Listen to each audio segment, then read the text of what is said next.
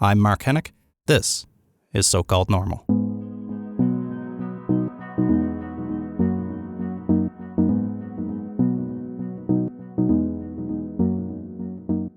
We go hard. Generally speaking, most of us in 2020 work hard. These last several months, the added pressures and uncertainty of living through a global pandemic has introduced unknowns, new protocols, and created a world none of us saw coming. Work-related pressures, when severe, can and do lead to mental illnesses that can stop a productive person in their tracks. That's what happened to Thomas. On the rise, working for a large corporation, in a pressure-packed industry, the hours mounted, the family time dwindled, and finally, the bubble burst. I think in a lot of ways I spent about 10 years before my severe illness getting myself ready to be severely ill. What does that mean? Well, as a young guy and as a young kid, I was super active. I played baseball. I was a musician for most of my 20s. That's how I went to university and afforded school, was playing gigs and teaching guitar and bass. So I was constantly doing things that were invigorating and energizing and that made me feel good. And I went to university and I studied English, history, and poli-sci. And I studied it because, history tells you about what happened in our world. Poli-sci tells you why it happened, and English kind of shows you the results, through the art, right, of different generations. And so I just wanted to understand the world really in my 20s and 30s, and then it came along, and despite doing pretty well in the music industry, I was with my high school sweetheart, and I wanted to do the responsible thing and get a job. And I had started working as a bartender on the side just to make money, and I hopped into it as a career. And it started out as me a bar trainer and training bartenders for Cara International, and I loved that. And then one thing led to another, and I kind of got sucked into management. And That wasn't a goal of yours to move into management? No, but at the time I loved the fast pace. I loved the social aspect of it, because you really, in the restaurant industry, that's you feel like all these guys are your buddies, right? And you're going to war together every day. And so psychologically, stepping into sort of like a real workplace, or as close to a real workplace as a musician can, it was quite a natural fit at first. But working 50-hour weeks when you're 27 and you've just finished school and you don't have any kids is one thing. But what really happened over the 10 years that I was in restaurants is 50 hours a week became 80 hours a week. Right. A lot of people don't realize, if they're not like on the ground level in corporations like this, when we jump up things like minimum wage, it sounds wonderful, but what ends up happening is middle of the road people end up getting paid less and working more. Right. And it really, that's pretty across the board with everybody I talk to in the industry. So and managing people too, who I assume are predominantly minimum wage or slightly higher workers, and who are stressed as well, who are carrying a lot of that burden. They're working harder. Everybody is, right? Over the 10 years that I was in the restaurants, it really, the work and the expectations really ramped up, right? It's like, how much blood can you get from a stone eventually? Right. And it really culminated, in my first breakdown, which, it's funny. I think I probably would have ended up working until I had a heart attack. I was working 60 to 80-hour weeks. I had, after 10 years in the industry, I didn't play the guitar anymore. I did not exercise at all anymore. I had nothing in my life. I worked and I took care of my kids. And do you think, was that because you were busy and stressed, or were those, in retrospect, early symptoms that things were starting to shut down for you? Well, it's a little bit of the chicken and the egg, I think. I think that had I not jumped in with both feet to my career and just said, what, I've got to support and provide for my family, and this is what I'm going to do. Had I realized that it was important to do things like stay healthy, or keep something in my life that I love, be it music, be anything, right? It could be any sort of creative outlet, anything to get away and to relieve that stress. But I didn't have that. And, and I was the guy when I was working, I got myself through to being a general manager in restaurants very, very quickly. Before I knew it, less than 5 years after I started running restaurants, I was running the busiest restaurant in my company in Mississauga. We were doing almost 5 million in sales a year, and it became a gradual sort of giving up of your freedoms, right? And you see less Right. and less of your friends over the years. I think I probably learned much too late that a lot of people have coping skills that I never learned as a kid. that a lot of people just take it for granted that they're able to cope and release and let off stress and things like that. So I don't know, what was your experience? Did you not learn those coping mechanisms along the way, or did they get I forgotten at some point? I forgot them. Mm. I spent because when I first got sick, I tried picking up the guitar, for Mm-hmm. example, and it was I described it at the time. It was like ash, like I could Mm. play tunes that I know, and I could play them, but it wasn't fun for me. When I was a teenager, I'd spend 10 hours a day playing the bass or playing the guitar, Mm-hmm. and I'd spend 10 minutes with it in my hand when I first got sick, and it felt awful. It felt like a chore, right? Mm-hmm. and and yeah, like, because when I got sick, I had nothing in my life that I used to make myself feel better Mm-hmm. except for sleep.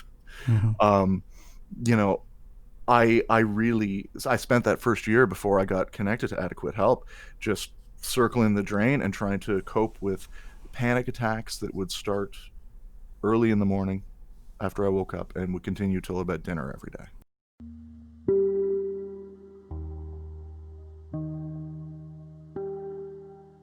As the hours mounted at work, Thomas had health scares at home. First with his wife, then his father passed away. Two traumatic setbacks to go along with the stresses at work. Those who live with mental illness talk about triggers, events or an occurrence that can mean relapse. Thomas remembers one when a perfect day at the beach was spoiled. In the month of August in 2016, I didn't have a day off until August 27th. I remember I took my kids up to Allenwood Beach, north of Wasaga. It was just me and the boys. Nice sunny day, and we got out of the car and my phone rang, and two line cooks had called in sick, and they needed me to come in and help them get through the dinner shift. So I had to look at my 6 and 7 year old, or 5 and 6 year old at the time, kids. We just stepped onto the beach and say, "Sorry guys, we got to go back." Mm. And so things were really spiraling at that point. Like, I was drinking a lot. Mm. At night when I got home, it was the only way I could get to sleep. I was sleeping almost nothing, 4 hours a night. And on the 27th, I drove back and I went to work that night. And then it was that Sunday. That was a Thursday, I believe, the 27th that year.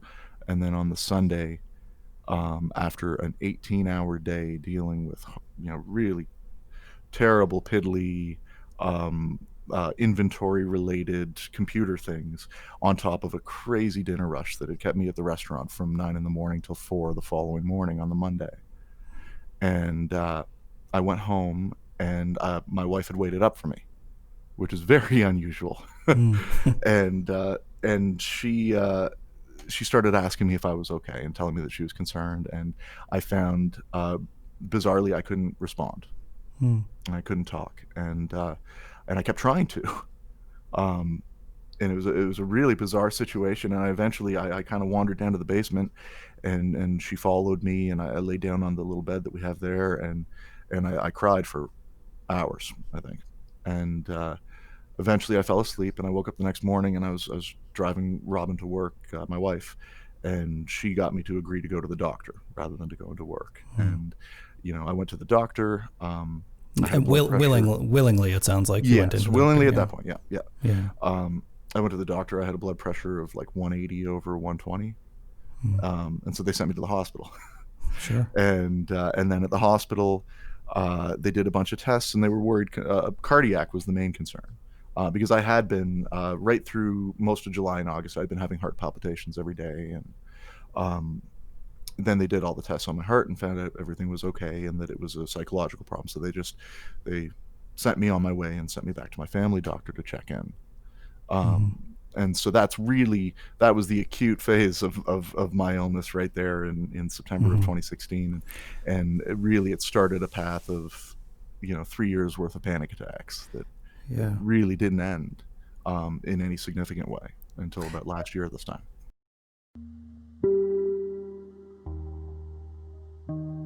Dr. Jennifer Swainson is a general adult psychiatrist and also teaches medical students and residents in psychiatry. She's also an active researcher with a particular focus on treatment-resistant depression. She's recently authored and co-authored several publications on the topic. We discussed how our lives and our interactions impact our thoughts and ultimately how our brain functions. Dr. Swainson joins us from Edmonton, Alberta. That's the whole idea behind any kind of psychotherapy and why it's, effective is, certainly there's the element of looking at someone's life and some practical problem solving with stressors that they may have, coming to terms with different aspects of their life that may be stressful or causing psychological distress. But the way you think about something actually changes the circuitry in your brain. Mm-hmm. So if you're used to always thinking very negatively, then those circuits in your brain are going to fire easily. If you start challenging your brain to look at things in a different way, challenge that negative thinking and focus more on some balanced thoughts that include some positive thoughts, you're going to be more able to do that. And that's going to affect your mood. Yeah. Now, this might be a question better suited for a psychologist, but I'm interested in what your perspective is on dissociation. What is psychiatry's perspective of dissociation? Is it a biological phenomena, or is it what you're talking about here, a response or an adaptation or alert? Is it a thinking process, I guess, or is it something happening in the brain when somebody can't be present in the moment for whatever reason, so their body does all kinds of things to take them out of that moment?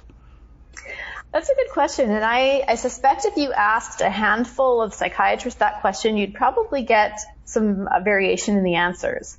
Mm-hmm. My own thought is that it's both. Dissociation itself is probably most common when there's been a history of trauma. And we know that a traumatized brain reacts in a way to try to protect itself. And dissociation happens often as a result.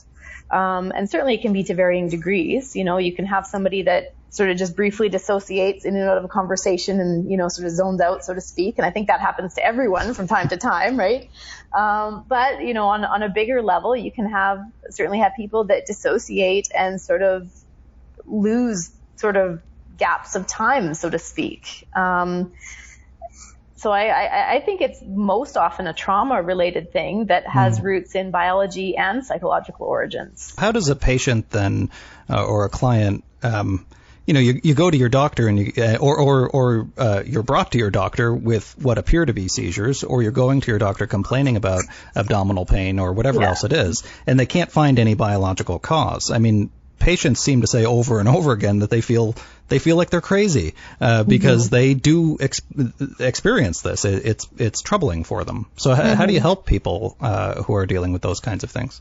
And that does happen so often, that there's people that experience these physical symptoms. Chronic pain is another one, that there may be no sort of underlying clear condition, right, that we can treat. And I think the important thing to recognize in those situations is that even though there's no specific cause that we can find, those symptoms are very real and the person is very much feeling them. And I think sometimes there's a thought that, if we can't find a cause for it, it's all in their head, they're just making it up. And that's not right. They're not just making it up. Their experience is very real. But I think, the way I see that is what's happening there is the signals are getting mixed up. The brain is what perceives sensation, what controls our motor activity. And for whatever reason, it's a brain disorder. The brain signals are getting mixed up, and someone is perceiving pain in their abdomen when there is nothing there to cause pain, or someone is perceiving, shooting pains in their arms and legs when there is no other sort of underpinning to cause that.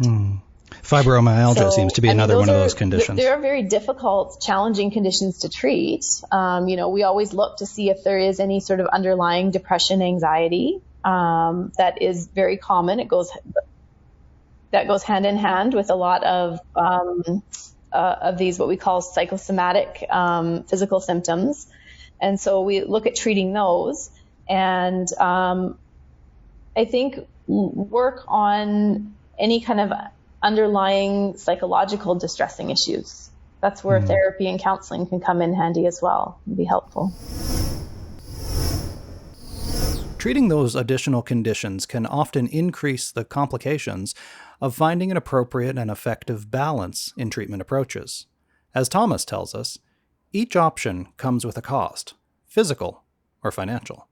After 3 years on, my little medication roller coaster, I can definitely appreciate, how I kind of view medication.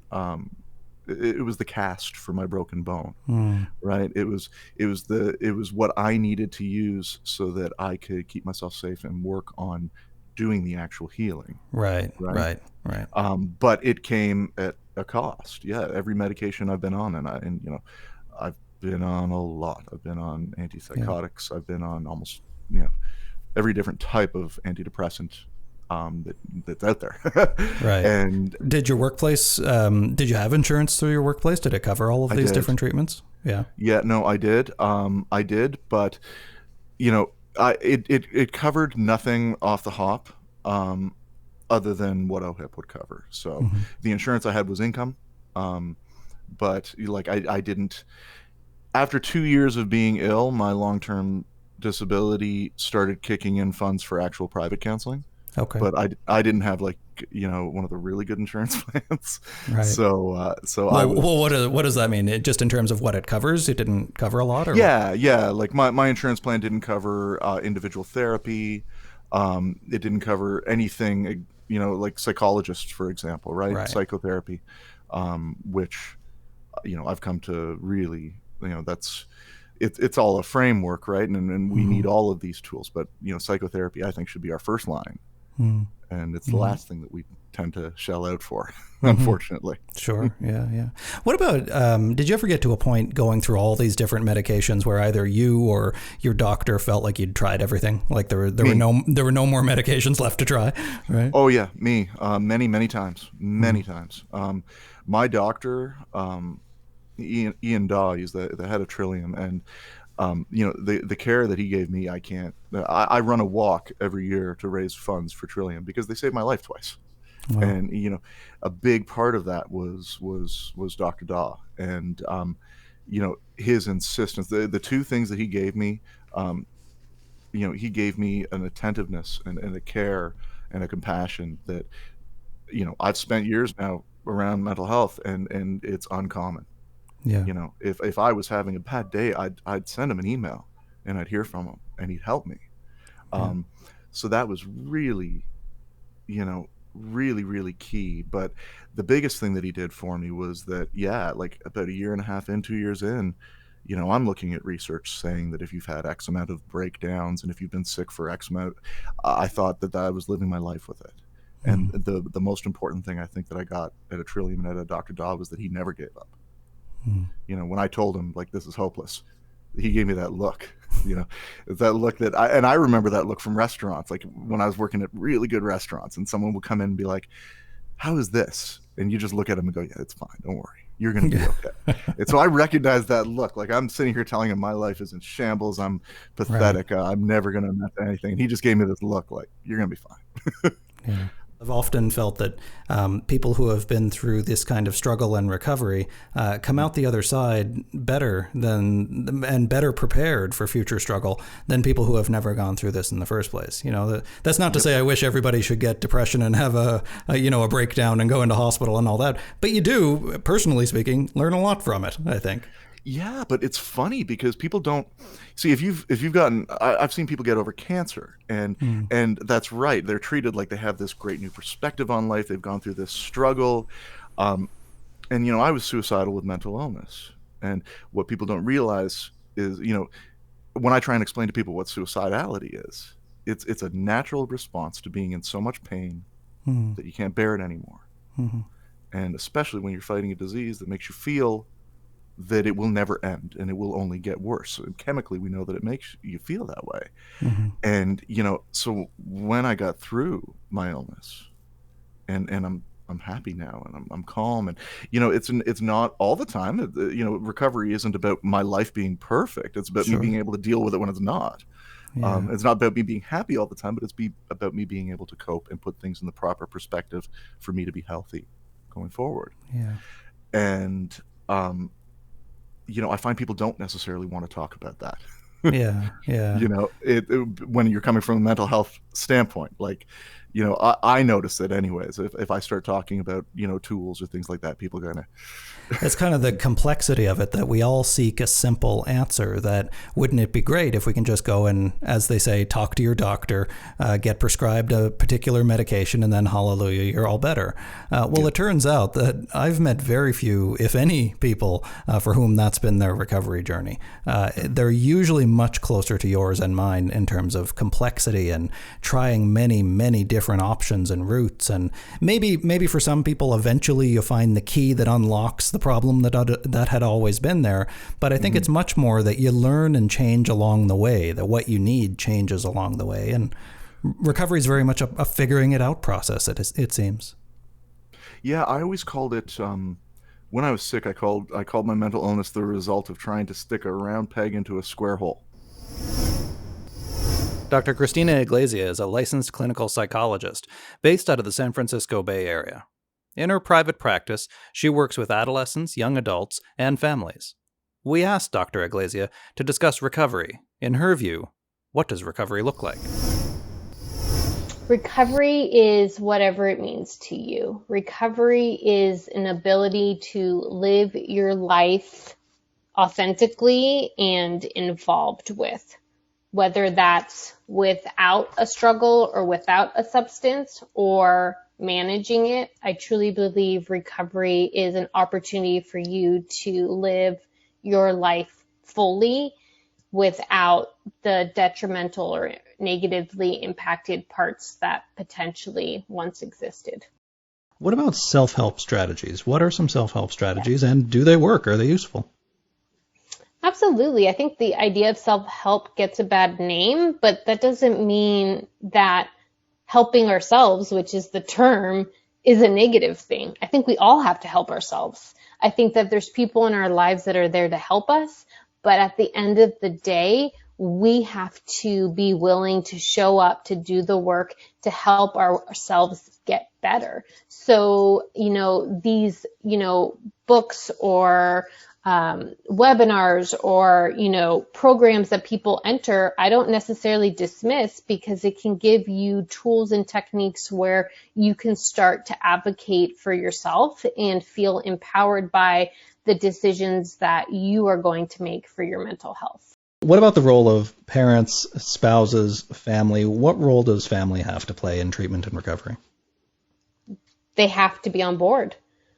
If anybody is in treatment and or recovery, they will eventually go back into the real world where the real people will be there. And if they don't have that support at hand, then it is a disservice to their sobriety, their recovery, their relapse prevention.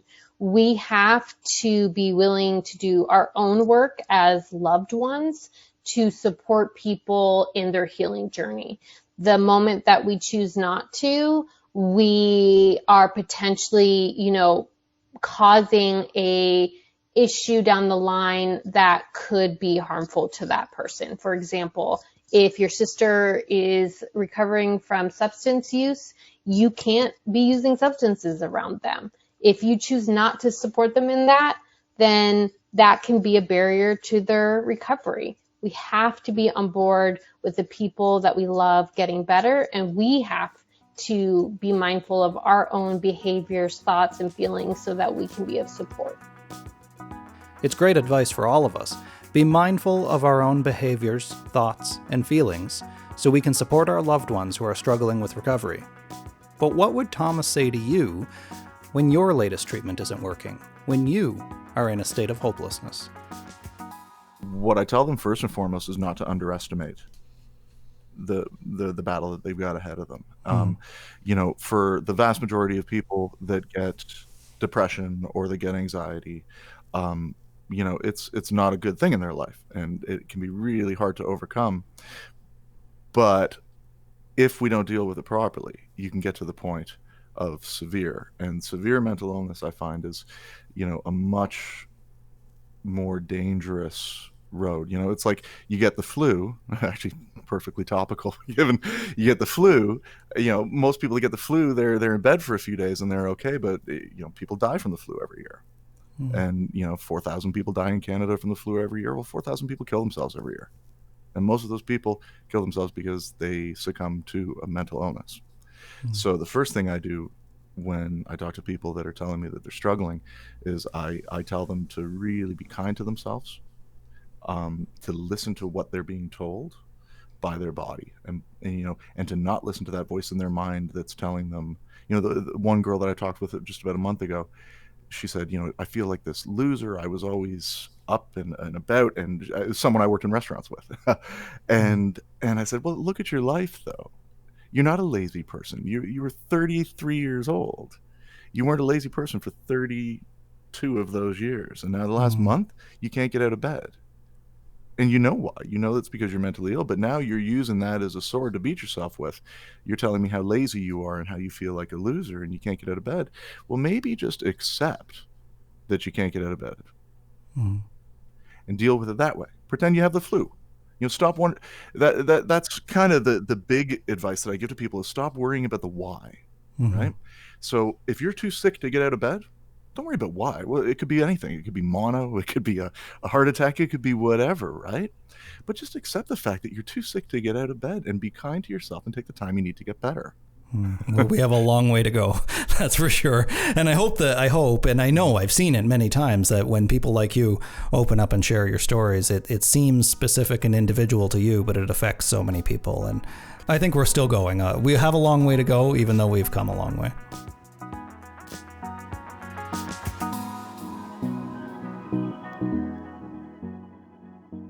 You've been listening to a special episode of So-Called Normal with Mark Hennick.